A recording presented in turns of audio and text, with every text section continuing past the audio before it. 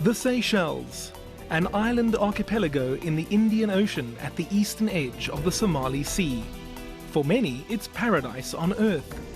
The islands were uninhabited throughout most of recorded history and known by Arab sailors and other navigators centuries ago. The first records date back to the early 1500s, detailed when Portuguese explorer Vasco da Gama crossed from India to East Africa with his armada. Expeditions and settlements by Britain and France followed. And after years of war, the archipelago was surrendered to the British in 1810. But self-government was granted in 1975.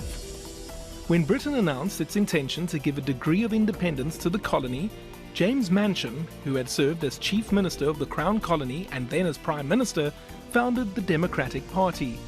But another movement, the Seychelles People's United Party, led by France Albert René, advocated full independence.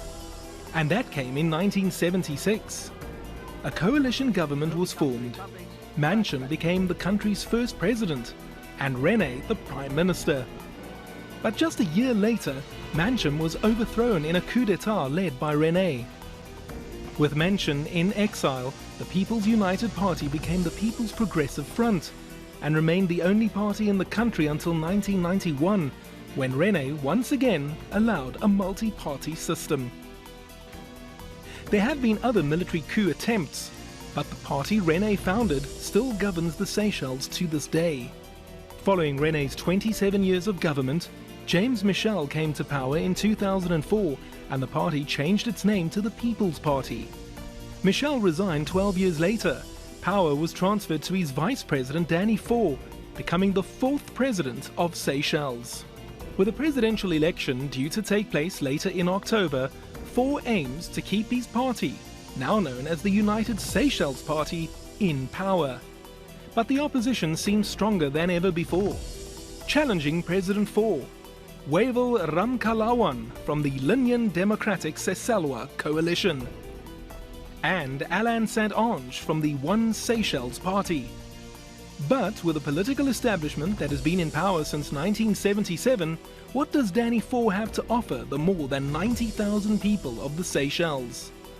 The President of the Republic of Seychelles, Danny Faure, talks to Al Jazeera.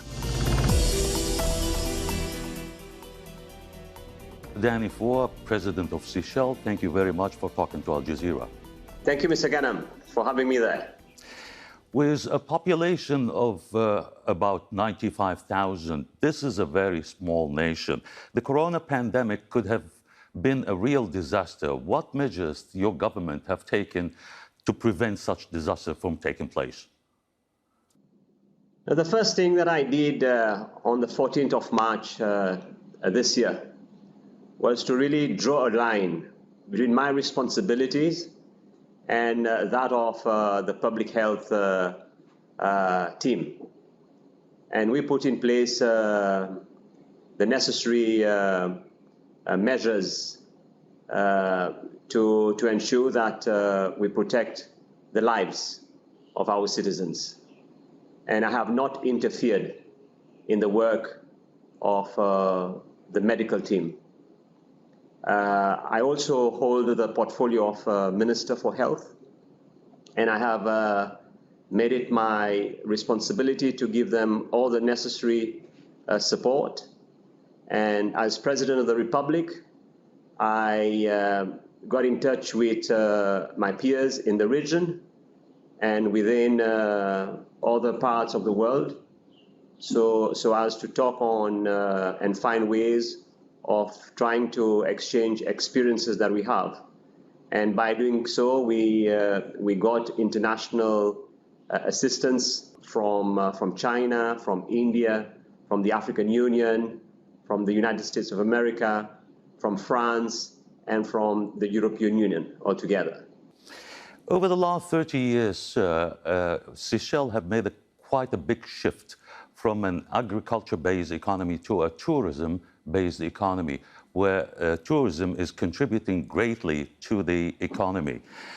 In light of the unprecedented corona pandemic, how bad the economy was impacted, and in your estimation, Is this going to influence the elections in any way? No, it has taken Seychelles 50 years for us to reach to the level of economic development, and in particular in the tourism sector.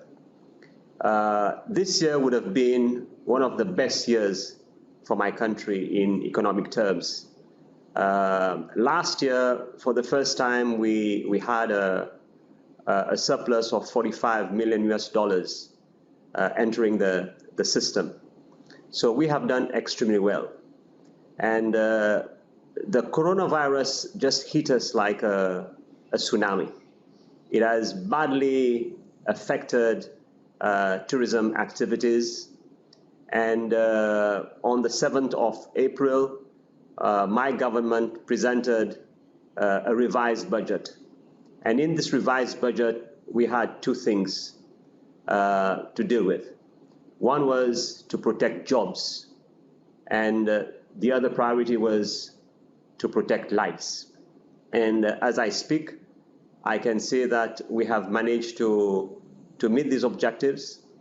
Through the national budget, we provided financial assistance to many economic entities, and by doing so, 16,000 Seychellois workers continue to receive their salaries. So it was a direct support to the workers in my country. You don't think that it might influence or impact the elections or the results of the elections? Basically, what is happening on the ground is that the general population in my country, they show satisfaction to the decision that I have taken as president. These were decisive action on the part of the president, because the first case of coronavirus was reported on the 14th of March. And on the 20th of March, I addressed the Seychellois people, whereby I said what we would need to be doing. And on the 7th of April, we presented a revised budget. So as I speak today, the general population, they are satisfied in the various schemes and projects in terms of financial assistance that we have done. So I don't see any way that the actions will be a negative contributor to the results in this forthcoming general elections. So we can say that you don't feel unlucky to be in office when this pandemic took place? Well, what I can say, the last 6 months has been the toughest 6 months of my presidency. And let me be clear here. The seat of the presidency is not an easy seat. It's the most difficult seat. But I have always said to my people, the people of Seychelles, and I have also said that internationally, my concept as a president has always been one at the service of my nation. And as I speak today, I remain the same person that is there to serve the people of Seychelles. Don't you think it's after the corona pandemic, it's high time now for Seychelles to reconsider being heavily dependent on tourism, and that it should be looking forward to diversifying the source of revenue to the economy? It took us 50 years to be what we are today and to have the infrastructural development where tourism is concerned. And the Seychellois people who have invested heavily have borrowed to the financial banking system. Mm-hmm. And as president, it's my responsibility to ensure that we don't have a financial crisis that will affect the banking system. So it's not a question of diversification to have results in the next year or two. It's a question of how do you protect the investments that we've done in tourism, whilst also looking at other areas as we open up. I was just about to ask you, Mr. President, about the blue economy. It's a concept that we came up with, and we are now considered as a pioneer in this area. Could you explain to us what do you mean by No, blue economy? we take the benefit of our EZ, which is almost 1.3 million square kilometers. And we say that this is the new untapped opportunity for our country. Mm-hmm. So we look at what do we have in the ocean, how do we protect the ocean, and what sort of resources we have in the ocean.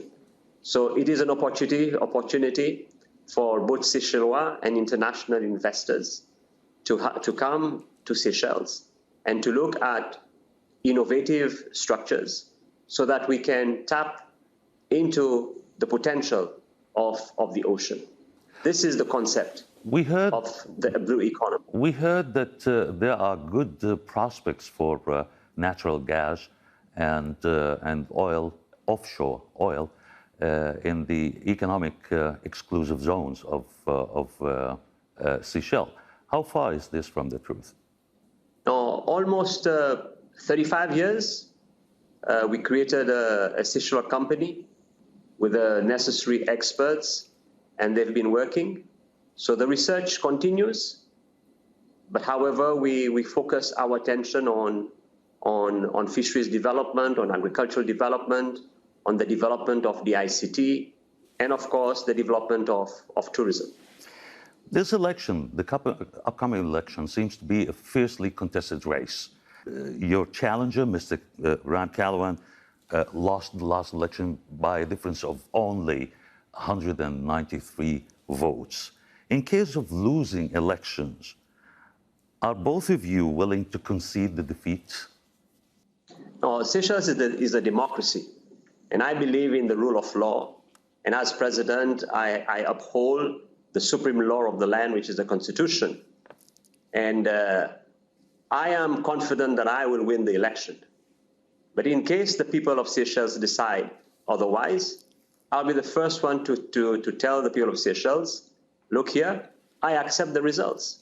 This is a democracy, and life needs to continue. In 2016 elections, the last election opened up the political space. However, the Truth and Reconciliation Commission established thereafter hasn't done much that could be mentioned here in terms of investigating the massive violations of human rights during the reign of former President Albert René. Was this commission set up only for the sake of formality, or as a make-believe kind of thing?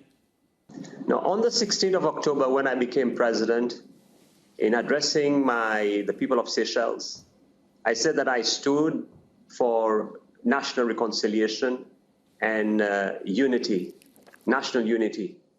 And I have been speaking about national unity for the last 4 years. So on the 16th of October this year, I would be serving my country for 4 years. And the act that we have today, which creates a national commission looking at issues of the past, was arrived at through discussions, and there has been a bipartisan agreement. But the President of the Republic assented to the act. So we have officially and nationally endorsed this structure. So the commission is independent. The President has nothing to do with the commission. The President does not interfere in the commission. We have done our level best through government to give the commission the necessary resources so that they can do their work independently. And this is what the commission is now doing. Mr. President, could you explain this paradox that Seychelles achieved the highest per capita GDP in the whole of Africa, whereas poverty still prevails? Is it because of what the opposition describes as inherent, unchecked corruption? Is this the other side of the Seychelles paradise? The truth is that it has taken us more than 40 years to arrive to these international indicators. And as you have rightly pointed out, today Seychelles is a high-income country and the only high-income country in Africa. And this is due to the hard-working people of Seychelles. The issue of poverty came out in a report that looked at salaries, at income, and it looked at the statistics of the year 2013. And since I became president, we are looking at multidimensional poverty, looking at education, looking at health, looking at habitat. And in the next 2 weeks or 3, I believe that our Bureau of Statistics will come out with a new report. And this has been one of my top priorities in Seychelles in addressing the issues of multidimensional poverty. And I can safely say that my administration has done a lot to reduce the number of citizens that fall within the poverty bracket. In terms of corruption, the corruption index at international level, we are number 27 in the world. We are number 1 in Africa. My stance has been very clear. Zero tolerance to corruption. Since 1977, the country has introduced a universal social pension, free education, free health care, a lot of services that many other countries, unfortunately, have resigned from. But on the other hand, the country is seeing some of the highest incarceration rates in the world. How do you explain such paradox? Now, we're a small country. So when you look at per capita, the size of your country, and the number of inmates, and one of the issues here has been with the drug situation. And one thing that I changed rapidly when I became president is I decided to treat victims of the drug scourge as a result of addiction. And I said this is a public health issue. And in a way, we relaxed some of the existing laws. And now we have a special program to the methadone that is a health medication to help young people who suffer from this addiction. In light of the opposition accusations of gerrymandering the elections even before it took place, how do you think this election is going to be midwifed safely? No, I trust the new election commission. There has been accusations in the past. We have worked together with the opposition and our parliament. We now have a newly appointed election commission. The election commission is independent. We have passed new laws in support of their work. I cannot tell you, and I don't think this is correct, that there has been any tricks on the part of the party that I belong to. And as I say, as president, I do not interfere in institutions that we have created. We allow institutions to carry out their mandate. And in this election, the Electoral Commission will continue to do its work. But as I said, it's a new commission. It has received all the support from all parties concerned. And I trust the work of the Electoral Commission. In 2016, the ruling party won the presidential election and lost the majority in the parliament. Suppose the same scenario happened again. How is it going to play out? Is there going to be a cohabitation between the two parties, the parliamentary and the presidential, or are we going to see a rough wrestling match? My platform to the people of Seychelles is a new platform. I am presenting, as part of my manifesto, a government of national unity. And for the first time, I have departed from the traditional protocol where the running mate is a card bearer, meaning the person belongs to the party in power. The person that I have chosen as my running mate is not a card bearer of any political party. Mr. President, considering U.S. domestic and international harsh criticism, your country still opens its territories as a base for U.S. drone attacks, in many cases inflicting casualties among innocent civilians. Does this represent an insurance policy to the national security of Seychelles, or do you think of it a risk or an insurance policy for your national security? Now, the truth is that before I became president on the 16th of October, the U.S. drones here were used as in support for the piracy. As you know, in 2008, 2009, we had a problem, and this was the scourge of pirates within the Indian Ocean. So that was the help provided by the United States of America. And since 16th of October, there hasn't been any support in this regard in terms of the usage of drones by the US government. And as I speak today, we have good and friendly relations with all governments around the world. Being a small nation, do you sometimes feel being pressured, cornered politically, just for the mere fact that it's a small country? Others can see us as small countries, but as Seychelles, we have an equal voice. We are a member of the United Nations. We are a member of the African Union. We are a member of the Indian Ocean Commission. We are a member of SADC. We have equal voice in the international arena, and we are respected by other countries. And our foreign policy has been a very clear one. Besides the geographical proximity, do you feel African or do you feel Asian, considering the influence, the Sino-Indian influence on the islands? No, Seychelles is a member of the African Union. We belong to the African continent.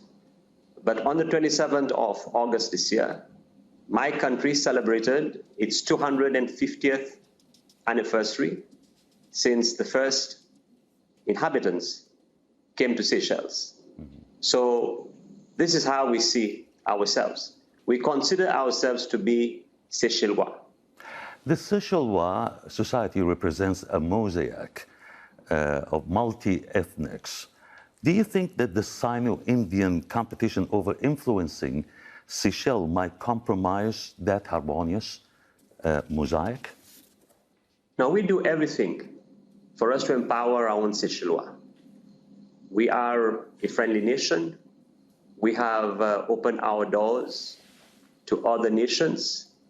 Some came almost 200 years ago, and others later on.